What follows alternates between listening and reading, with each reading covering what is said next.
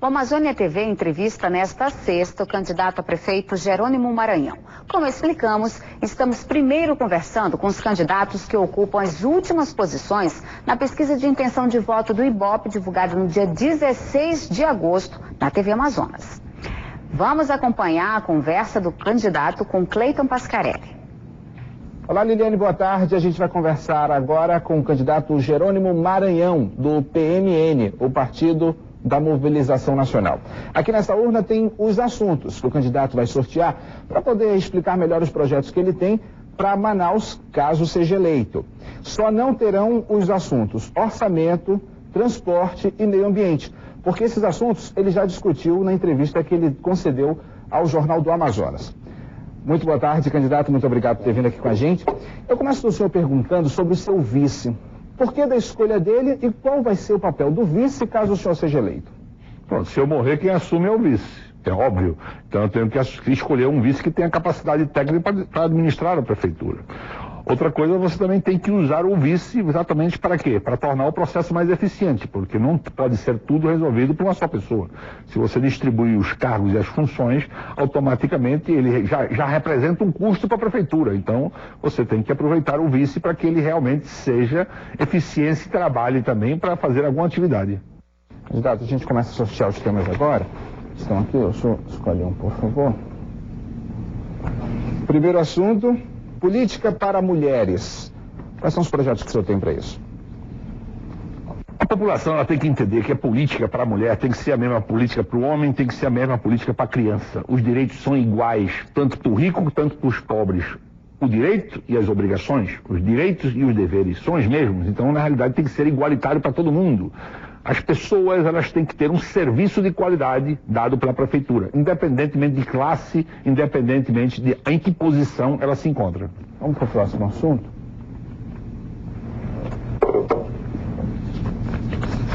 Segurança. O que o senhor pretende fazer para a segurança do município? Para efeito de segurança, o que você precisa da colaboração da população. Em que sentido? Se você hoje, os condomínios que já existem em Manaus, que já possuem guardetes, pessoas que executam a atividade de vigilância interna através de monitores, só basta você colocar câmeras fora dos prédios. E você faz isso nos bairros, principalmente nas casas de esquina. Com que objetivo? Porque você dá um código para cada uma dessas pessoas. Automaticamente, se você observa qualquer irregularidade, a pessoa liga para a polícia vai ter um código, vai saber que não é trote, e você vai ter a cidade toda vigiada. Próximo assunto. Habitação. Vamos falar sobre habitação agora. Quais são os projetos que o senhor tem? O que existe nessa terra é falta de planejamento. Tá? Se você tem uma população de 1.900.000 pessoas e a população cresce 2,5%, significa que 47.500 pessoas todo ano adensam a população. Se você pegar 47.500, 50 mil, dividir entre 5 pessoas por cada casa, você precisa construir 10 mil habitações populares todo ano. Significa que você precisa a iniciativa privada que deve construir no máximo 1.000. Então as outras 9.000 casas você tem que construir como?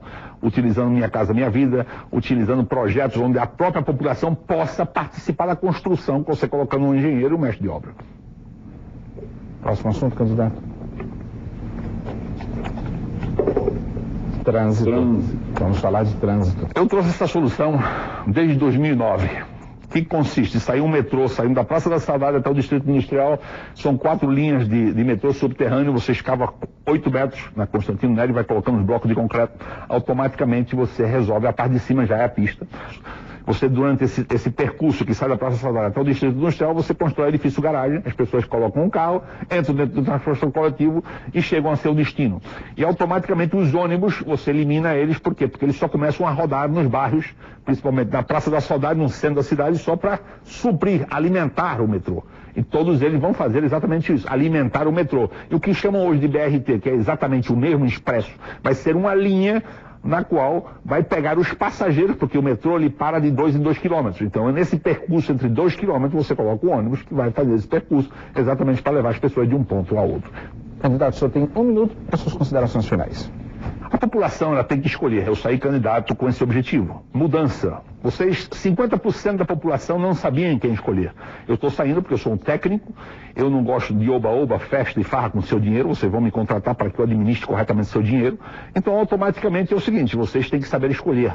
A mudança ela é saudável por quê? Porque você que controla, você que determina seu futuro. Se você não gostar, você muda de novo. É inadmissível você continuar há 50 anos com as mesmas caras que só prometem e não fazem nada. São incompetentes em resolver problemas. Então, para que servem os políticos e para que servem os assessores dos políticos? Eliminemos esse povo e os técnicos que vão tomar conta dessa cidade e vamos resolver o seu problema. Na segunda-feira, a entrevista será ao vivo com a candidata Vanessa Graziotin, da coligação Melhor para Manaus.